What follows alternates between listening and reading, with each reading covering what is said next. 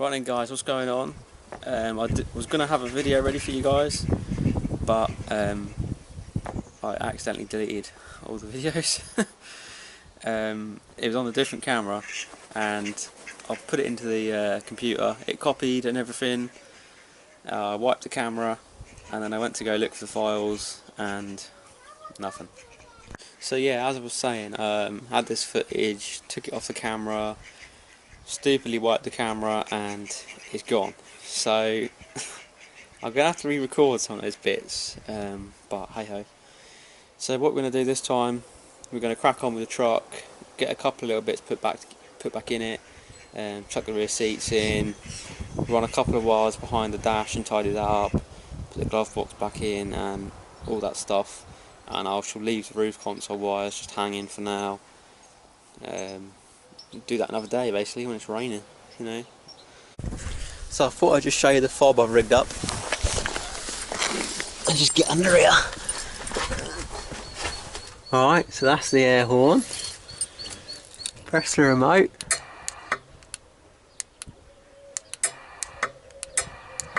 It's low on air obviously, that's empty. How cool is that? So now we'll be able to be like 100 yards away from the truck and give it a toot. Sweet. So then, we're just about done. Bit more loom tape on the T-joins and then tighten all these clips up. Should be ready. I'm not too happy about this, but I don't know. I can cut along a bit of conduit, but I've still got to feed them all in and out at some point. So yeah, I don't know. I like everything to just run in like that, make a sort of nice job of it. But so footwells, sides are all dark here. Let's simulate putting the lights on. Hey, look at that! Proper disco in here. And I just need to change the front with footwell lights to green ones, because they are blue. I don't know why, but green LEDs are always much brighter than the blue or reds. Fuck, I hate working under here. It's more the fact you can't get your head in and your arms in at the same time. I did this before Christmas and made a pretty nice job of it, but I'm just adding in some wires now. Fun!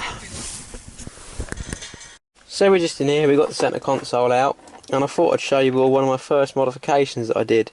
When I needed some switches to put in the truck, I didn't know where to put them.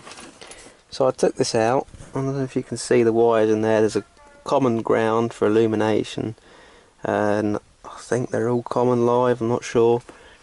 And then in the back of the pocket,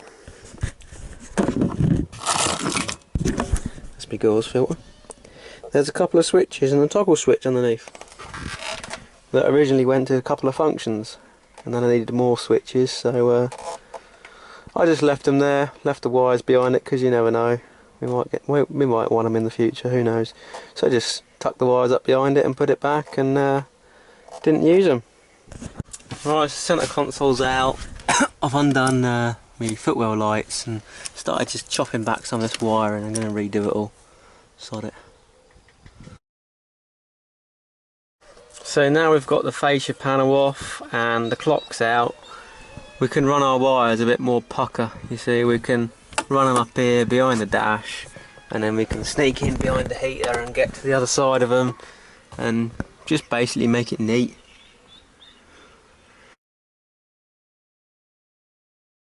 So as you can see, right indicator is pin 1, or rather, if you're looking at the actual connector, I suppose that'd be pin 1, 2, 3, 4, 5, 6, 7, 8, 9, 10, 11, 12, 16 or 17. So the end pin is right, one in from the end, so that'd be pin 16. I can't do this one-handed. It's like trying to play snooker with a piece of rope. There we go. That should be left indicator. There we go.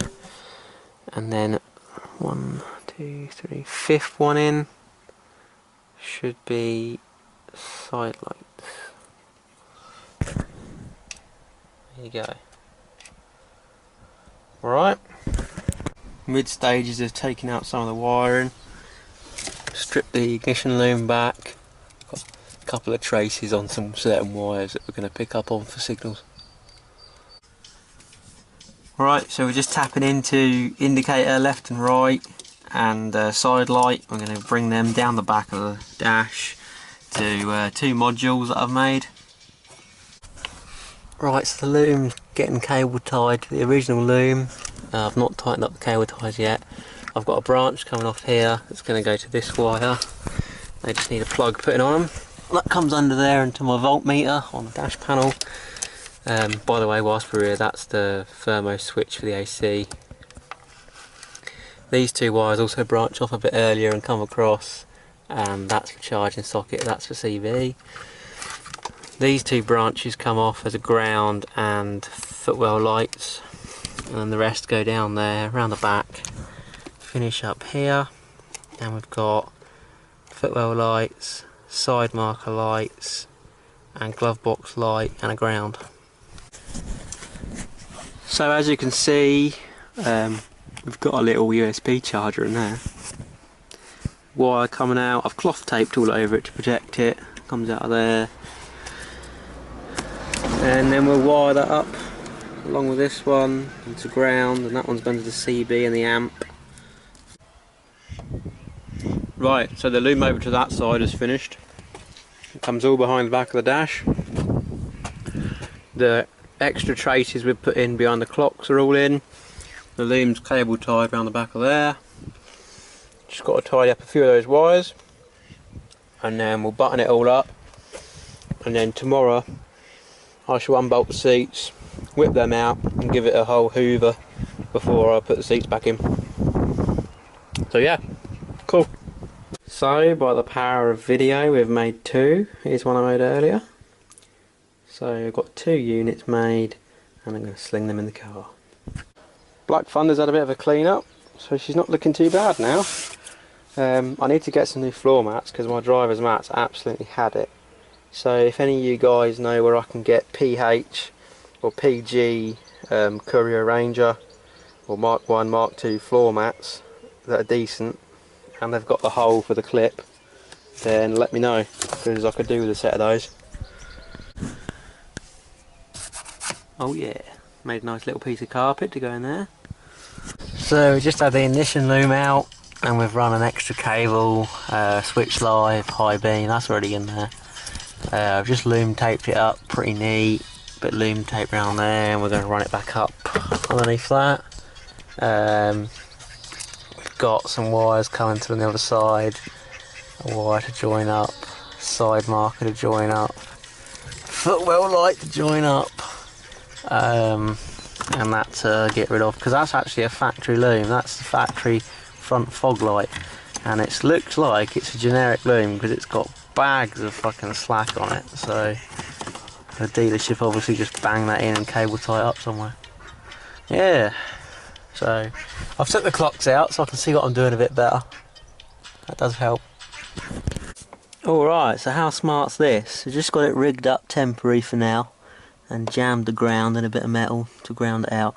But these circuit boards, I've built both of them, chucked some heat shrink around them so they don't short out, and then just tied all the side light, all the feeds, all the positives, all the grounds together, and then we've got 2 separate in and outs for indicators and side markers. So I'll just show you that now. We've got the side lights on, yeah. They're on. Indicators. Flick the indicators off. There you go, back to sides. Off. Indicators as normal. Back on sides. There you go. So that slight pause after the indicators is the capacitor clamping it to ground, so that they don't stay solid during the indication. So it gives it a break basically. It keeps them off between the pulses. So we're just about to put the clocks in, so for those of you who are wondering how to take the clocks out, screw, screw, screw, they go there, down there, and then these two plugs go in the back. There's a fair bit of reach on those, and then when I put the console surround, whatever you want to call it, in, I'll show you how that goes in. It's basically just a load of clips and some screws up here. So I've just stuck the all the wires and connectors in the back of this. There's a little sort of sneaky peek thing here that if you don't realise it, you have a bit of trouble getting it on. And I've obviously got a mic clip here as well. I better tighten that up a little bit actually. There's these little dogs on the dash, and there's a lip in the back of the surround. So you have to make sure that goes over that dog before you clip it in. So she's looking like a truck again. Yeah boy. Plug the CB in, sort out a few things, gear sticks, whatever, and check this out.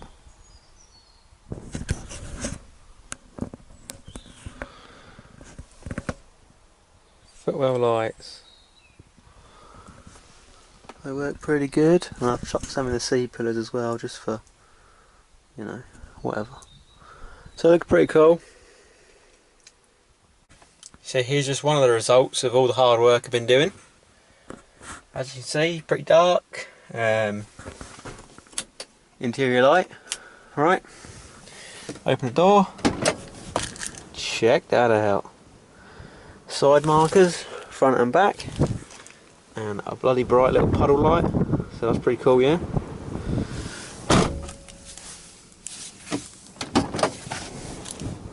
Sweet.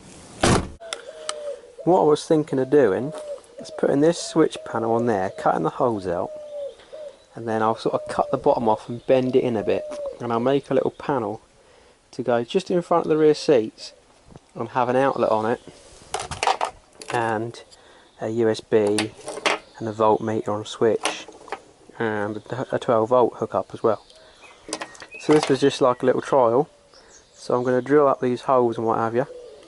And then we might cut this bit off and bend it in a little bit more to make a kind of unit, and then I'll fiberglass up the sides. So this is like the sort of thing I'm aiming for basically. It's just going to tuck underneath the rear seat join, and you know, be fairly low profile. I don't want a great big box sticking up or anything. I mean, you'd probably get away with doing it that way, but again, the outlets aren't going to be very accessible, so it's probably best doing it like that, sticking it in.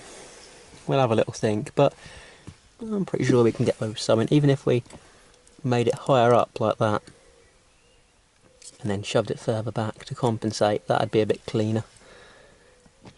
So we'd in effect flip the dials around, mount it up that way, and then cut that down shorter. That'd be a little bit of an idea actually. I'm going to trim this down.